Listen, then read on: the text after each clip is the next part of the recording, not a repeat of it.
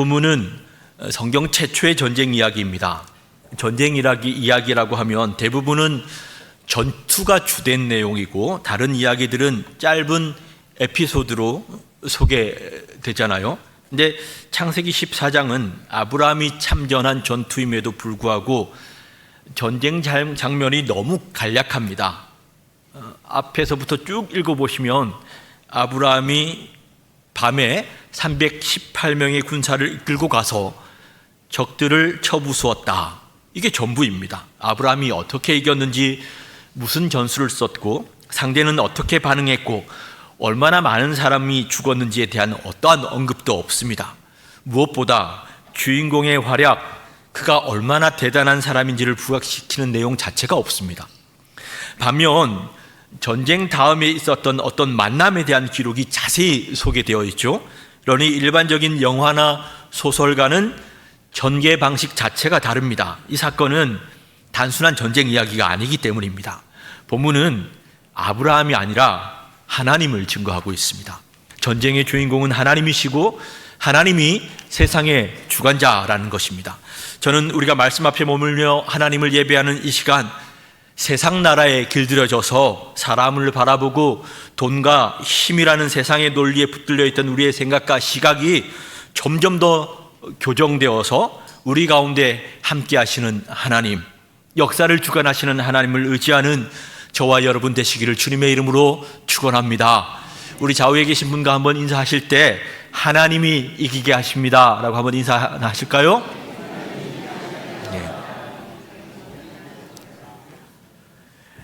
우리가 읽지 않은 창세기 14장 전반부에는 총 3번의 전쟁이 나오는데요. 앞에 있는 내용들을 이렇게 읽다가 보면 지명이나 왕들의 이름이 좀 많아서 복잡합니다.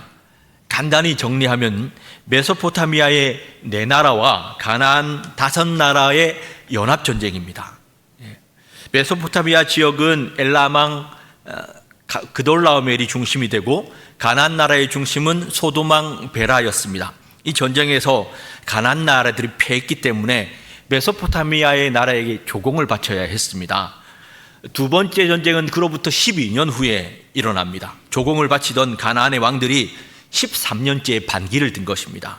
그런 가나안 나라들을 1년 동안 가만히 지켜보던 그돌라오멜이 14년에 다시 침공해 온 것입니다. 5절부터 7절까지는 그돌라오멜을 중심으로 한 메소포타미아의 나라들이 얼마나 강한지를 설명하고 있는데요. 메소포타미아에서 가나안까지는 거리가 상당히 멀지 않습니까? 그런데 이들이 가나안으로 진군해 오는 중간중간에 있던 나라들 르바, 수스, 엠, 호리, 아말렉 그리고 아모리까지 신명기에 보면 이들은 하나같이 거인들의 나라였습니다. 근데 이들을 다 물리치고 군수 물자가 될 만한 것들은 확보하면서 그렇게 자기 세력을 정비해 가면서 점점 더 힘을 키워서 가나안에까지 진격해 온 것입니다. 그리고 마침내 시딤 골짜기에서 소돔과 고모라와 싸웠는데 그돌라오멜이 대승을 거두게 됩니다. 그렇게 전쟁에서 승리한 그돌라오멜이 전리품을 가지고 자기 나라로 이제 돌아가는데 그때 아브라함의 조카 롯도 사로잡히고 그의 모든 재물도 빼앗기게 됩니다. 여기에서 염두돼야 할 것은 우리는 지금 장과 절이 분리된 성경을 보고 있잖아요. 근데 본래 창세기는 한 권의 책입니다. 1장, 2장, 3장 이렇게 나누어져 있던 게 아닙니다. 그렇다면 창세기의 각 장은 각각의 독립적인 스토리가 아니라 내용을 이렇게 연결해서 읽는 게 맞겠죠. 우리가 창세기 13장 지난주에 우리가 묵상했던 말씀이 하나님을 선택한 아브라함과 세상과 재물을 선택한 롯을 비교했지 않습니까?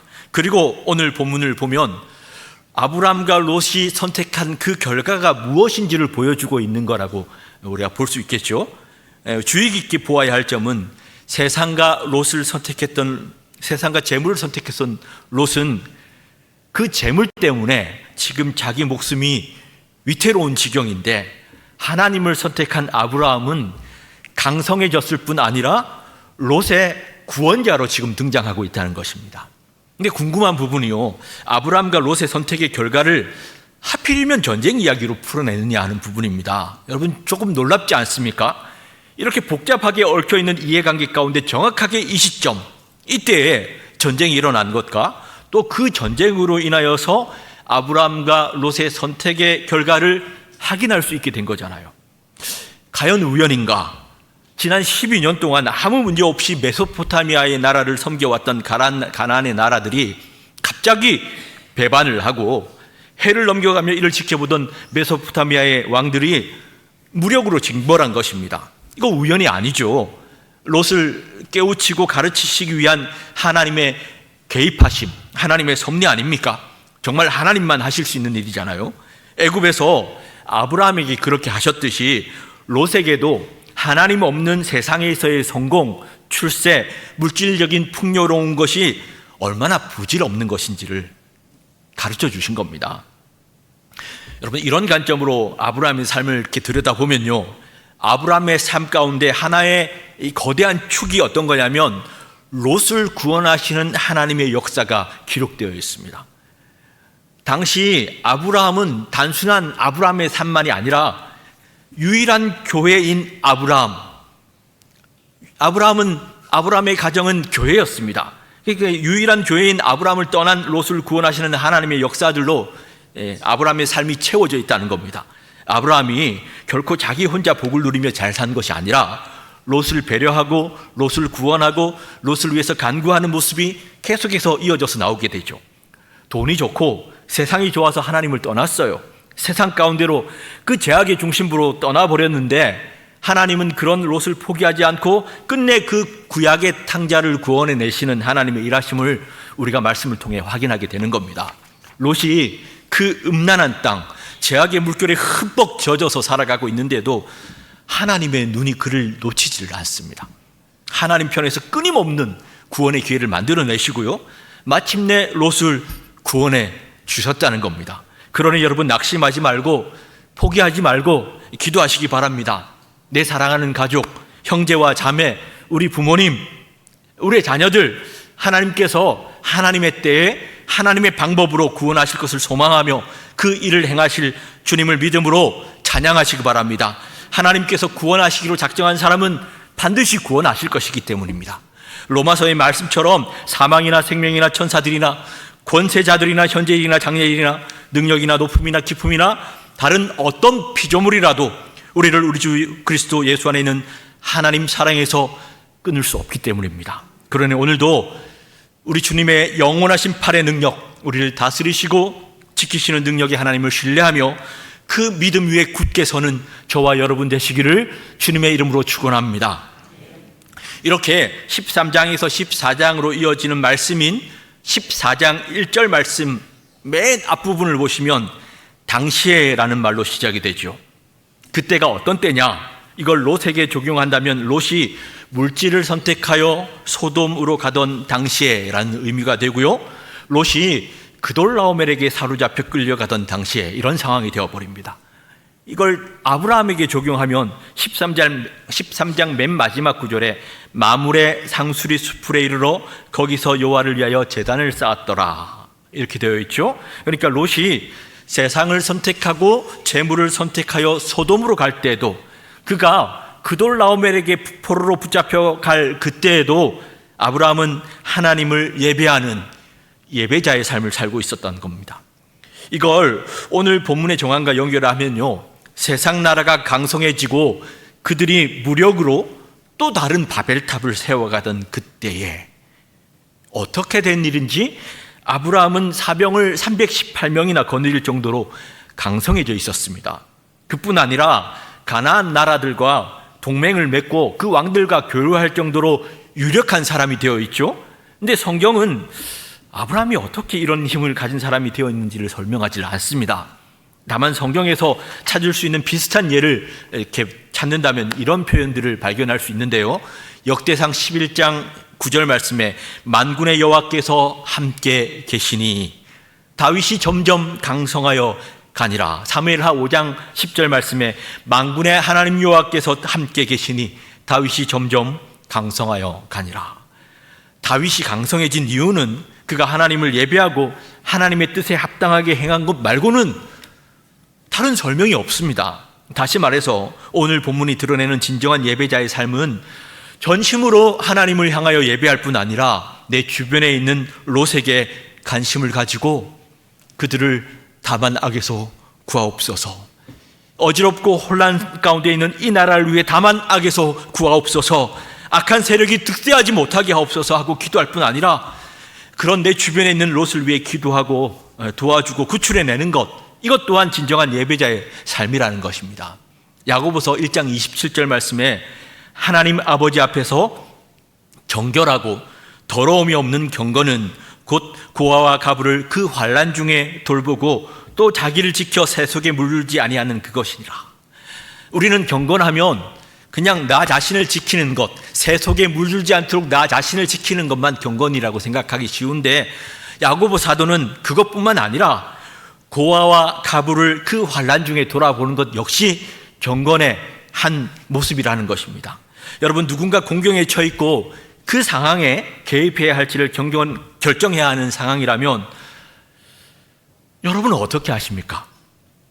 보통은 그 사람이 과연 나의 도움을 받을 만한 가치가 있는지를 생각하죠. 내가 그럴 필요가 있을까? 또 내가 그 사람을 도와줬을 때 혹 내게 어떤 위험이나 손해가 발생하지는 않을까? 이런 계산들을 하지 않습니까? 근데 아브라함이 그렇게 하질 않았어요. 창세기 본문은 롯이 구원받을 만한 그런 가치 있는 존재로 기록되어 있지 않습니다. 롯은 자기 스스로 궁지를 찾아갔잖아요. 게다가 롯을 돕고 구출하는 일은 이건 귀찮은 일 정도가 아닙니다. 대단히 위험한 일이죠. 그런데 아브라함은 이 일에 자기 목숨을 걸어버립니다.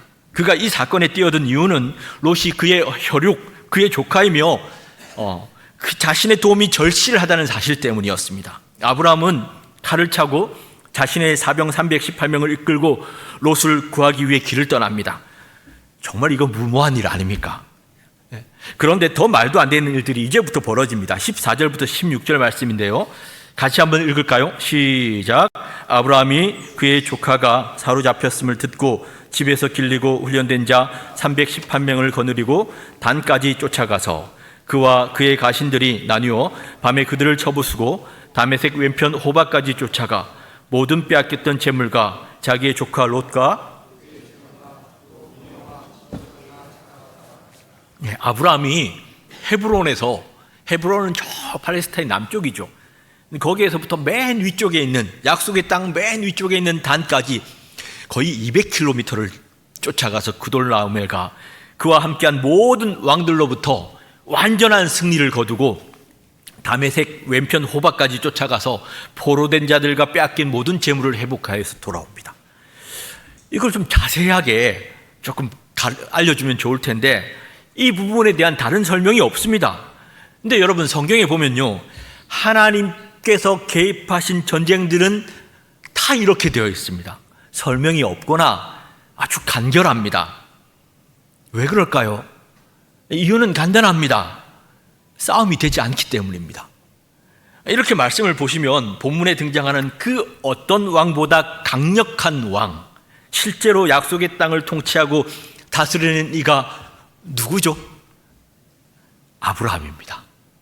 그는 그저 예배했을 뿐이고 자기 안에 주신 감동을 따라 언약의 백성인 롯을 구출해낸 것뿐인데, 당시 가나안의 모든 왕들보다 더 왕같은 존재로 나타나는 이가 누구냐? 아브라함이었습니다. 여러분, 오늘 본문 아브라함이 롯을 구출하는 사건을 통해 우리는 아브라함이 아니라 우리의 궁극적인 구원자이신 예수 그리스도를 바라보셔야 합니다. 예수님은요, 그저 하늘나라에 한가로이 앉아서 저나 여러분이 구원받을 만한 가치가 될 때까지 기다리고 계시지 않았습니다. 그랬더라면 우리에게 구원은 없겠죠. 우리의 구원이 아무런 희생이나 고통 없이 그저 얻어진 것이 아닙니다. 하나님이 사람이 되셨습니다. 그리스도께서 영광의 보좌를 떠나 우리 가운데 오셔서 기꺼이 종의 모습으로 사셨기 때문이고, 로마서 5장 말씀에 의하면 우리가 아직 연약할 때에, 우리가 아직 죄인 되었을 때, 원수 되었을 때 그리스도께서 우리를 위하여 죽으심으로 하나님께서 우리에 대한 자기의 사랑을 확증해 주셨기 때문이죠. 그래서 빌립보서 2장 9절에서 11절은 이렇게 이야기합니다. 이러므로 하나님이 그를 지극히 높여 모든 이름 위에 뛰어난 이름을 주사 하늘에 있는 자들과 땅에 있는 자들과 땅 아래 있는 자들로 모든 무릎을 예수의 이름에 꿇게 하시고 모든 입으로 예수 그리스도를 주라 시인하여 하나님 아버지께 영광을 돌리게 하셨느니라.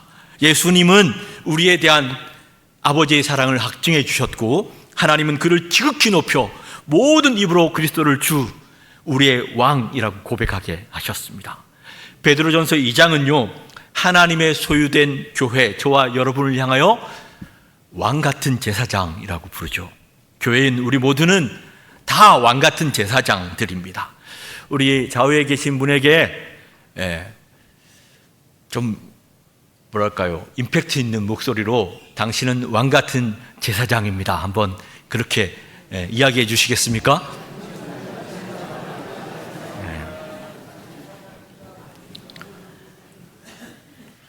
그러니 여러분, 왕이 그 간신의 목소리를 내면 정말 품격이 떨어지겠죠. 왕은 왕의 목소리, 왕의 품위, 왕이 하는 말투, 그것들을 익히셔야 합니다. 지금부터 여러분 많이 연습하시기 바랍니다. 왕 같은 제사장의 모습으로 살아가는 저와 여러분 되시길 소망합니다. 신실함으로 하나님을 예배할 뿐 아니라 고아와 가부를 돌아보는 경건한 자, 신실한 자로 살아갈 때 그 누군가에겐 저나 여러분이 마치 왕 같은 존재로 여겨지지 않을까요? 아마 여러분이 누군가에게 그렇게 보였던 적이 분명히 있을 것 같습니다. 우리는 그렇게 생각하지 않았죠.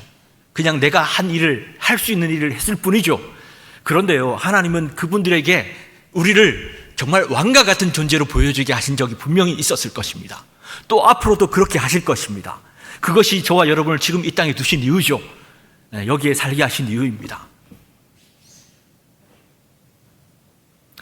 예수님처럼 예수님께서 섬기며 다스리시는 왕으로 이 땅을 사셨죠. 그리고 그 옛날 에덴 동산의 짐승들이 아담을 봤을 때 분명히 아담인데 이상하게 하나님 같고 하나님인 줄 알았는데 다시 보니까 아담이네? 이 의미를 담아낸 말이 히브리어의 쩔렘이라는 단어인데 그 말이 형상이라는 말입니다. 형상. 우리가 하나님의 형상으로 만들어진 겁니다. 그러니까 그 말 속에는 이미 우리 하나님의 모습을 우리 가운데 담아내셨다는 의미가 있는 거죠. 당시 메소포타미아 지역의 네 왕을 격파해낸 아브라함을 바라보던 가나안의 5 왕들이 아브라함을 봤을 때 어떤 모습이었을까요? 이 사람이야말로 하늘로부터 내려온 진정한 왕이라고 생각하지 않았을까요? 사랑하는 여러분, 우리에게 허락하신 2025년에는 우리 주변에 있는 롯, 우리 가정, 그리고 목장, 그리고 주일학교에 있는 롯들을 다 구해내고 살려내고 무엇보다 그들 안에 온전한 예배의 회복이 일어나서 우리 온 교회가 힘있게 일어나는 은혜의 계절이 되기를 소망합니다. 이 일에 우리가 다 함께 마음을 모아 기도하고 또 진정한 경건의 삶, 고아 가부를 돌아보는 이 귀한 삶을 살아서 우리 예수 그리스도의 왕되심을 드러내는 왕같은 제사장, 그런 제사장들이 가득하게 일어나는 주의 교회가 되기를 주님의 이름으로 축원합니다. 이렇게 모든 것을 회복해서 돌아오는 아브라함을 환영하기 위해서 2 왕이 마중을 나오는데요, 우리가 읽었던 말씀이죠. 아브라함이 2 왕의 영접을 받았다는 것은 그의 지위가 왕의 지위 못지 않았다는 의미겠죠. 배척을 당하던 나그네의 모습이었습니다. 그런데 그를 주변 사람들과 동맹을 맺는 지역의 강자가 되게 하시더니 마침내 마므레를 넘어서 헤브론을 넘어서 가나안 전체의 강자가 되게 하신 겁니다. 그런데 여러분, 우리가 알고 있는 아브라함의 삶과 기독교 역사 전체를 두고 보면요, 지금 여기까지 하나님께서 아브라함에게 행하신 일들은 정말 아직은 퍼즐 한 조각밖에 되지 않는 거 아닙니까? 진짜 조금만 보여주신 거잖아요. 이제 더 놀라운 일들을 하나님께서 행하실 거 아닙니까? 우리도 마찬가지입니다, 여러분. 우리도 마찬가지예요. 주님께서 저와 여러분의 삶 가운데 더 놀라운 일들을 행하실 것을 믿으시기 바랍니다. 우리 교회 가운데도 아버지 하나님께서 놀라운 일들을 행하실 것을 기대하시기 바랍니다. 먼저 여러분, 살렘왕 멜기세덱을 만나게 되는데요, 특이하게도 멜기세덱이 떡과 포도주를 가지고 아브라함에게 나옵니다. 떡과 포도주 하면 뭐가 생각이 나시죠? 예, 떡과 포도주 하면 성찬식이 생각이 나죠. 우리가 성찬할 때마다 떡과 잔을 받지 않습니까? 그렇다고 이 장면이 성찬식을 하고 있는 건 아닙니다. 그러나 성찬이 무엇인지 그리고 말씀이 무엇인지를 우리에게 가르쳐주고 있는 본문입니다. 떡과 포도주는 즉 하나님의 말씀을 상징하는 것인데요, 대적과 싸워 승리한 전사들이 받는 최고의 위로이고 선물이며 양식이 뭐냐? 떡과 포도주라는 겁니다. 한 주간 말씀 붙들고 믿음으로 살아서 승리한 성도들에게 베푸시는 가장 큰 선물이 떡과 포도주라는 거예요. 우리가 성찬을 흔히 보이는 말씀이라고 하잖아요. 뭐가 보입니까? 성찬상이 우리에게 뭘 증거하죠? 여러분, 성찬상은 주님의 떡과 잔은요, 우리 주님의 몸과 그의 피가 우리 죄를 위한 완전한 대속물이요 우리의 영생을 위해 드려졌음을 증거하는 것이 성찬상이죠. 주님이 자기 몸을 내어주심으로 나를 구원하였음을 증거하는 것이 성찬상입니다. 그래서 성찬은 보이는 말씀입니다. 떡과 잔을 보면서 우리는 그 생각을 하기 때문입니다. 그런데 우리에게 더 익숙한 것은 들리는 말씀이잖아요. 성찬이 보이는 말씀이라면 매주일 우리에게 주시는 말씀 역시 여러분 같은 의미겠죠. 보이는 말씀이든 들리는 말씀이든 하나님 말씀은 한 주간을 말씀 붙들고 대적과 원수와 싸워서 승리한 전사들이 받는 위로요 선물이고 양식임을 믿으시기 바랍니다. 그러니까 여러분, 말씀이 다 똑같이 들려지는 게 아닙니다. 절대로 그렇지가 않습니다. 한 주간 밖에 나가서 세상에서 정말 선한 싸움을 어쩔 수 없이 싸워야 되는 그런 분들 계시잖아요. 무조건 전쟁터를 살아가는 분도 계시죠. 그런 분들, 그러니까 선한 싸움을 내가 아는지 모르는지, 선한 싸움을 힘을 다해 싸운 사람이 받는 말씀과 그렇지 않은 분들이 받는 말씀은 느낌이나 감격이 완전히 다르지 않겠습니까? 전쟁터를 살다 왔어요. 근데 안식하러 교회로 모였더니 영의 양식으로 주시면서 회복시켜 주시는 겁니다. 살레망 멜기세덱이 하나님의 위대한 전사요 왕 같은 제사장에게 준 떡은 떡과 포도주, 즉 하나님의 말씀이었습니다. 여러분이 매주일 선한 싸움을 다 싸우고 믿음을 지키셨다면 최고의 선물을 예비하셨음을 믿고 기대하시기 바랍니다. 이것이 아브라함이 받은 축복이고 교회인 저와 여러분에게 허락하신 은혜입니다. 전쟁에서 승리하고 롯을 구원하여 많은 전리품도 얻고 그의 명성도 높아진 것이 사실이지만 아브라함이 받은 최고의 복은 무엇이냐면 예수 그리스도의 몸과 피를 상징하는 떡과 포도주. 아브라함이 상상이나 했겠습니까? 즉 장차 예수 그리스도를 통해 하나님이 예비하신 놀라운 구원을 계시하시는 이 축복의 통로가 되는 일에 아브라함이 지금 쓰여진 것입니다. 그러니까 여기에서 예수 그리스도의 십자가가 이미 그려진 거죠. 자, 이제 멜기세덱이 무슨 말을 하는지 보겠습니다. 19절, 20절 말씀인데요. 같이 읽겠습니다. 시작. 그가 아브라함에게 축복하여 이르되 천지의 주제이시오 지극히 높으신 하나님이여 아브라함에게 복을 주옵소서. 너희 대적을 내 손에 붙이신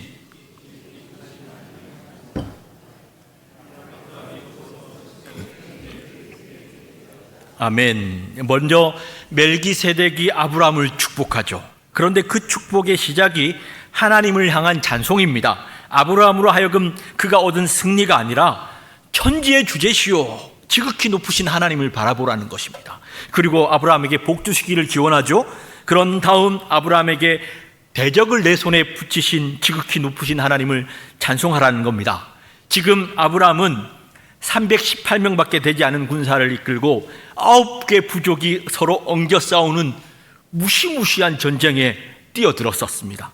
그 전쟁에서 사로잡힌 백성들을 구원하고 재물까지 되찾아서 지금 승전가를 부르며 돌아오고 있었습니다. 그런 아브라함을 환영하고 그의 승리를 축하하기 위해 두 왕이 마중까지 나온 거예요. 처음부터 여기까지 어느 것 하나 기대하고 계산했던 것이 아닙니다. 그러니까 지금 생각지 못한 이 상황으로 인하여서 얼마나 의기양양한 그런 상황이었겠습니까? 누구라도 그렇지 않았겠습니까? 그런 아브라함을 향한 멜기세덱의 첫 마디는 아브라함의 정신을 번쩍 들게 하는 이야기였습니다. 천지의 주제시오, 지극히 높으신 하나님이여. 무슨 말이냐? 천지의 주제시오라는 말은 우리에겐 하나님이 계십니다. 나에겐 하나님이 계십니다. 한번 따라 할까요? 나에겐 하나님이 계십니다. 천지의 주제시오. 그 의미 아닙니까? 그분을 바라보라는 겁니다. 승리한 그 순간에도 하나님을 바라보라는 겁니다. 네가 승리에 취해서 하나님을 바라보지 못한다면 그것은 저주와 같은 일이라는 겁니다. 진정한 축복은 저나 여러분이 잘 되든지 잘 못 되든지 하나님을 바라보고 찬송할 수 있는 것이기 때문이죠. 우리는 종종 하나님의 축복을 오해할 때가 있습니다. 하나님의 축복은 여러분 육신의 일에 국한되는 것, 육신의 일이 잘 되는 것에 국한되는 게 아니죠. 아니, 진정한 축복은 언제나 하나님을 바라보는 것입니다. 그래서 우리 가운데 선한 일을 행하신 하나님을 예배하고 찬송하며 사는 것이 진정한 복이죠. 지금 아브라함은 멜기세덱의 천지의 주제이시오라는 이 한마디에 자신에게 승리를 주신 분이 하나님이시라는 사실을 깨닫게 됩니다. 전쟁에 있어서 무기나 병력, 작전이나 사기 이런 것들은 대단히 중요합니다. 그러나 이런 것들로 전쟁의 승패가 결정되지 않는다는 것을 알게 된 것입니다. 여러분, 우리 인생도 마찬가지입니다. 우리 가정도 마찬가지고 주의 교회도 마찬가지입니다. 이런 것들로 승패가 결정되는 거 아닙니다. 그러니 여러분, 말씀과 기도로 우리가 하나님 붙들어야 합니다. 여호와의 구원은 사람의 많고 적음에 달리지 아니하였느니라. 그러니 여러분, 그 승리를 주신 하나님을 찬송하라는 겁니다. 왜? 이기게 하시는 분은 하나님이시기 때문입니다. 예, 우리 다시 한번 옆에 계신 분과 인사하시겠습니다. 이기게 하시는 분은 하나님이십니다. 예, 여러분, 한 주간 사는 동안 이 한마디가 계속 떠오르면 좋겠습니다. 여러분을 이기게 하시는 분은 하나님이십니다. 오늘 하루를 이기게 하시는 분은 하나님이십니다. 이 한 주간도 이기게 하시는 분은 하나님이십니다. 그러니 어떻게든 하나님 붙잡아야죠. 원수는 어떻게든 하나님이 생각나지 않도록 우리의 마음과 정신을 쏙 빼앗아 가려고 하겠지만 우리는 의지를 가지고 하나님 붙들 수 있는 모든 수간들을 다 찾아서 그분 앞에 나가야 합니다. 그런데 여러분, 공동체 성경 읽기 열심히 하고 계십니까? 네, 열심히 하시면서 어떻게든 여러분 하나님 붙드시기 바랍니다. 이제 두 번째 왕인 소돔 왕과의 만남이 소개되고 있는데요, 21절에서 23절 말씀입니다. 제가 읽습니다. 소돔 왕이 아브라함에게 이르되 사람은 내게 보내고 물품은 네가 가지라. 아브라함이 소돔 왕에게 이르되 천지의 주제시오 지극히 높으신 하나님 여호와께 내가 손을 들어 맹세하노니 네 말이 내가 아브라함으로 치부하게 하였다 할까 하여 내게 속한 것은 실오락이나 들매끌 한 가닥도 내가 가지지 아니하리라. 소돔 왕의 논지는 이 전리품들은 당신이 고생해서 얻은 것이니까 백성들만 내게 보내고 이건 당신이 가져가라는 겁니다. 아니, 그건 말해야 합니까? 전쟁에서 이긴 사람이 전리품 취하는 건 당연한 거잖아요. 근데 마치 선심을 베푸듯이 그렇게 지금 이야기하고 있습니다. 그런데 그때 아브라함이 뭐라고 이야기하는지를 보세요. 22절에 아브라함이 소돔 왕에게 이르되 천지의 주제시오. 여러분, 이 말은 조금 전에 멜기세덱이 한 말이잖아요. 살렘 왕 멜기세덱이 전투에서 승리한 다음 주체할 수 없을 정도로 높아져 버린, 그래서 흔들릴 뻔했던 아브라함의 신앙을 깨워준 그 말이죠. 천주의 주제시오. 아브라함이 그 말을 한 겁니다. 나에겐 하나님이 계십니다 라고 고백을 한 겁니다. 그러면서 지극히 높으신 하나님 여호와께 내가 손을 들어 맹세하노니 네 말이 내가 아브라함으로 치부하게 하였다 할까 하여 내게 속한 것은 실오락이나 들매끌 한 가닥도 내가 가지지 아니하리라. 소돔 왕 당신이 나를 부자 되게 했다고 할까 봐 난 아무것도 가지지 않겠습니다. 이건 누가 가르쳐준 신앙이죠? 멜기세덱입니다. 내가 얻게 된 모든 소득도 모든 결과도 다 주님의 은혜였다고 소돔 왕에게 선언한 것입니다. 여러분, 지금 아브라함이 만난 이 두 왕은 누구일까요? 생각해보면 저와 여러분의 마음 안에도 소돔 왕이 있고 멜기세덱도 있죠. 그래서 계속 갈등을 일으키지 않습니까? 여러분은 주로 어떤 때에 갈등하십니까? 계속해서 우리에게 현실적이 되라고 이야기하죠. 지금 세상을 보라고 이야기하죠. 지금 세상이 교회를 뭐라고 이야기하는지를 보라고 하죠. 계산해 보라고 합니다. 뭐가 더 이익이 될까? 이제 좀 하나님 좀 지워버려. 그런 생각에 이렇게 흔들리실 때는 없으십니까? 그런데 어떤 때는 멜기세덱의 음성이 들려올 때도 있습니다. 천지의 주제이시오. 천지의 주제이시오. 여러분, 가끔씩 우리가 그렇게 하나님을 부르며 나아갈 때 여러분 있으십니까? 저와 여러분에게도 이 멜기세덱의 한마디와 같이 믿음의 눈을 단번에 활짝 열어주는 그런 신앙의 고백이 있었으면 좋겠습니다. 어떤 고백들은 정말 그렇게 하는 고백들 있지 않습니까? 세상 모르고 완전히 눈을 어두워서 살았는데 그냥 한마디, 성령께서 내 안에 주신 한마디, 천지의 주제이시여 하고 불렀는데요, 내 앞에 있던 모든 어둠들이 싹 물러가고 주의 빛으로 비춰주시면서 내가 누구이고 하나님이 어떤 분이시고 나는 지금 어떤 상황에 있는지 하나님이 그 영광의 빛을 쫙 비춰주시는 그 은혜로 여러분 삶 가운데 그렇게 빛을 비춰주신다면 우리가 어떤 상황에 있든지 살 수 있지 않겠습니까? 어둠 가운데 빠지지 않고 믿음으로 달려갈 수 있지 않겠습니까? 저는 그렇게 여러분의 삶 가운데 그러한 믿음의 고백들, 하나님을 향한 믿음의 고백들, 우리 주 예수 그리스도를 향한 고백들이 우리 여러분의 심령 가운데 우리 주님께서 부어주시기를 소망합니다.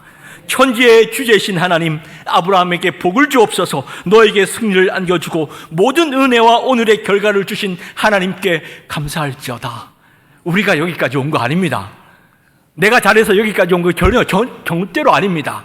우리 가정, 여러분은 만족스럽지 못한 환경이 있다 할지라도 그나마 여기까지 온 것 우리가 잘해서 그런 거 아니죠. 하나님이 지켜주시고 보호해주시고 함께하시고 돌봐주셨기 때문입니다. 사랑하는 여러분, 우리는 늘 이 두 가지 생각이 서로 부딪히는 오늘이라는 시간을 살아가고 있습니다. 본문은 그것을 물질이라고 다루고 있지요. 사실은 우리 전생에 걸친 갈등의 문제를 물질로 지금 이야기한 것입니다. 그래서 오늘 본문은 실제로는요, 두 개의 전쟁 이야기라고 볼 수가 있습니다. 첫 번째 전쟁은 가나안 왕들과 메소포타미아 왕들의 전쟁에 아브라함이 뛰어든 것이고, 두 번째 전쟁은 영적 전쟁입니다. 영적 전쟁. 매일 우리의 삶 가운데서 만나고 있는 영적 전쟁입니다. 아브라함은 눈에 보이는 전쟁에서도 승리했지만요, 더 중요한 전쟁, 그 전쟁에서 승리한 다음 사단의 유혹에 대해서도 승리한 것입니다. 웨스터민스터 신학교의 구약한 교수인 이안 더기드라는 분이 이 대목에서 말씀을 이렇게 정리를 합니다. 아브라함과 마찬가지로 우리는 패배의 순간뿐 아니라 승리를 거두었을 때도 예수님이 필요하다. 하나님과 사람에게 죄를 범했을 때뿐 아니라 큰 시련을 당당하게 물리쳤을 때도 우리는 십자가로 달려가야 한다. 예수님은 우리의 대제사장이시며 그분의 희생은 우리 죄를 위해서뿐 아니라 우리의 의를 위해서도 드려졌기 때문이다. 예수님은 십자가에서 우리의 죄악과 의로움을 당신의 온전한 의로 바꾸어 주셨다. 그 의야말로 거룩하신 하나님, 우리의 창조주이자 구원자이신 하나님 앞에 우리가 입고 나아갈 수 있는 유일한 의복이다.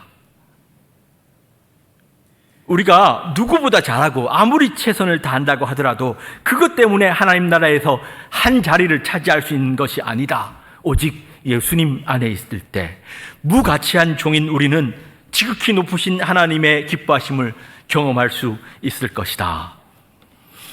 여러분, 저는 우리 교회 성도들 모두가 물질적인 고생은 좀 뛰어넘어서 하나님의 풍성한 은혜를 누리며 사시기를 소망합니다. 그래서 이왕이면 여러분 모두가 축복의 통로가 되시면 좋겠습니다. 그런데요, 그렇게 되지 않을 때도 있지 않습니까? 힘들 때도 있고 어려울 때도 있잖아요. 막 버티기 힘들 때도 있지 않습니까? 그런 순간을 나는 전혀 기대하지 않았지만, 그 순간을 위해서 기도해 본 적은 없지만 혹여나 그런 순간을 맞이한다 하더라도, 정말 그리 아니하실지라도의 순간이 된다 하더라도 주신 이도 여호와시오, 거두시는 이도 여호와이심을 고백하며 결국은 하나님께서 이기게 하십니다 라는 믿음의 고백을 올려드리며 언제나 진정한 예배자의 삶을 살아드리는 저와 여러분 되시기를 주님의 이름으로 축원합니다.